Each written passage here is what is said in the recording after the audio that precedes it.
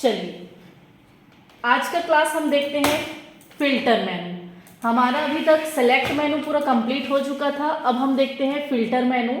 तो फिल्टर मेनू में सबसे पहले हम क्या कर सकते हैं, फोटो की फिल्टरिंग कर सकते हैं, इस पे फोटो को कटिंग कर सकते हैं, कोई भी प्रकार का इफेक्ट दे सकते हैं। तो वो देने के लिए सबसे पहले हमको फोटो लाना होगा। तो पेज में इस पे डबल क्लिक करते हैं, जो भी हमको फोटो चाहिए यहाँ से हम क्या करेंगे, वो फोटो सेलेक्ट करेंगे। फोटो सेलेक्ट करने के बाद हम यहाँ से ओपन किए। अब यहाँ से फिल्टर पे जाएंगे तो ये लास्ट फिल्टर क्या काम करता है, यहाँ से किसी भी प्रकार का अगर फिल्टर आप यूज करते हो तो वो फिल्टर दिखाई देता है कि लास्ट टाइम आप क्या फिल्टर यूज किए हैं। ठीक है, नेक्स्ट देखते हैं एक्सट्रैक्ट। ये क्या काम करता है, फोटो की जैसे हमको कटिंग करना है तो यहाँ से आप जाएंगे तो इसकी ब्रश साइज है, ये इसको आपको छोटा बड़ा जैसे भी आपको करना है, यहाँ से ब्रश साइज आप कम ज़्यादा कर सकते हैं, फोटो की कटिंग कर सकते हैं। यहाँ से देखो लेफ्ट बटन दबाए हुए ऐसे आप फोटो को क्या कर सकते हो, कट कर सकते हो। यहाँ से अच्छे से कटिंग करना, इस तरह से सेलेक्ट करके हम पॉइंटर से पॉइंटर जोड़ दिए। आप ये ग्रीन कलर में इसको चेंज भी कर सकते थे, रेड में कर सकते थे। अब यहाँ से जाके फोटो को हमको कट करना है तो यहाँ से फिल टूल में जाके इस पे बैकग्राउंड में, मतलब जो फोटो को आपको कट करना है उस पर फिल करना होता है कलर। इसका भी कलर चेंज होता है, आप जिस कलर में चेंजेस करना चाहोगे उस कलर में ही चेंज होता है। फिर जैसे ही हम यहाँ से प्रीव्यू देखेंगे तो यहाँ से आप क्या कर सकते हो, प्रीव्यू देख सकते हो। तो देखो जितना एरिया हम लिए थे उतना एरिया कट हो गया है। इरेजर क्या करता है, मिटाने के लिए होता है। जैसे कि हम कुछ बनाए हुए हैं, जैसे यही बनाए थे तो इसमें कुछ गलत हो जाता है तो आपको मिटाना है तो मिटा सकते हो, फिर से जाके वापस फिल कर सकते हो इस तरह से। फिर उसके बाद सेम आपको प्रीव्यू देखना रहेगा। ठीक है, वो इस तरह से आएगा। अब दिया हुआ है यहाँ पे जाएंगे तो इस पे क्या होता है, पहले तो मैं जूम कर लेती हूँ, या अल्ट के साथ करेंगे तो जूम इन होता है और यहाँ से डायरेक्ट जाओगे तो जूम आउट होता है। हैंड टूल क्या करता है, मूव करके देखने के लिए होता है। तो यहाँ पे जाएंगे तो यहाँ से क्या होता है, जो मीटा नहीं है उसको मिटाने के लिए होता है। देखो जो एक्स्ट्रा है, जो अच्छे से लगता है आपको मीटा नहीं है तो आप क्या कर सकते हो, मिटा सकते हो उसको। देखो ये साइड है, ये मिटा दिया। और अच्छे से अगर कटिंग नहीं हुआ है, कटिंग में जैसे आपका हेयर वगैरह या कोई पार्ट कटिंग हो गया है तो ये क्या काम करता है, टचअप करने का काम करता है। जैसे कुछ भी अगर हेयर वगैरह कट गया है तो आप यहाँ से उसको टचअप कर सकते हो तो वापस आपका हेयर वगैरह शो करेगा। तो यहाँ से ये मिटाने के लिए होता है। जैसे ये कर दिए, अब यहाँ से टचअप करने का काम करता है। देखो इस तरह से आप टचअप कर सकते हैं।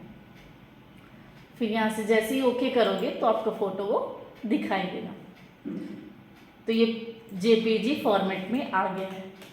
तो इस तरह से आप क्या कर सकते हो, फोटो को कट कर सकते हो। अब नहीं चाहिए तो वापस मैं इसको कर देती हूँ रिवर्ट। तो ये था फोटो की कटिंग।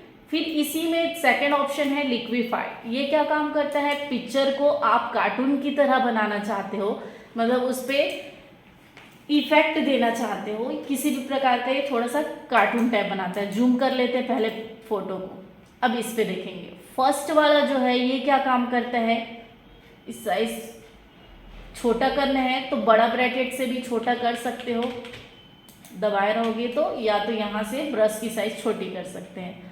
अब यहाँ से जैसे इसको मैं खींच दी तो इस तरह से कर सकते हैं। ये जिग जैक है, अगर आपको जिग जैक की तरह आपको शो करने हैं हेयर वगैरह को तो इस तरह से ये फैलाने के लिए होता है। देखो ये हेयर को फैला दिए। उसके बाद दिया हुआ है यहाँ पे जाएंगे तो ये रोटेट करने का काम करता है। देखो इस तरह से आप रोटेट कर सकते हो, जो भी आपको रोटेट करना है। और अगर आपको ये नहीं चाहिए तो अल्ट के साथ में रीसेट का ऑप्शन आता है, रीसेट कर सकते हो या तो रिवर्ट कर दोगे तो पहले की तरह हो जाएगा। फिर यहाँ पे जाओगे तो ये सिकुड़ता है, तो देखो छोटा कर रहा है ये, और ये जो है फुलाने के लिए होता है, बड़ा करने के लिए होता है। जैसे इसको आइस को बड़ा करना है तो देखो इस तरह से आप बड़ा कर सकते हो। उसको पहले जैसे करना है तो फिर रिवर्ट कर दो। फिर यहाँ पे जाएंगे तो ये इस तरह से ये फैलाने के लिए होता है। ये भी सेकेंड वाला ऑप्शन में भी जाएंगे तो ये भी पूरा उल्टा ही फैलाने के लिए होता है। जो यहाँ से आप फैलाए हैं उसको क्लीन करने का काम करता है। यहाँ पे जाएंगे तो ये देखो क्लीन करता है, ये पहले टाइप कर देगा। आप करते जाओगे, टाइम लगेगा क्योंकि बहुत ज़्यादा फिल्टर यूज़ किए हैं। तो किसी भी प्रकार का अगर आप फिल्टर यूज़ किए हो उसको ये ठीक करने का काम करता है। देखो ये धीरे धीरे ठीक हो रहा है, या तो ज़्यादा होगा तो आप रिवर्ट कर सकते हो, ठीक है। और ये जो है कलर के थ्रू लॉक करता है। जैसे मैं इतने एरिया को कलर कर दी, यहाँ पे कलर कर दी, तो यहाँ पे किसी भी प्रकार का फिल्टर काम नहीं करेगा, किसी भी प्रकार का फिल्टर काम नहीं करेगा, लेकिन उसके बाहर काम करेगा। देखो हो रहा है, तो इसके अंदर ये काम नहीं करेगा। इरेजर क्या करता है, जो हम कलर के थ्रू लॉक किए हैं उसको कलर को मिटाने के लिए होता है।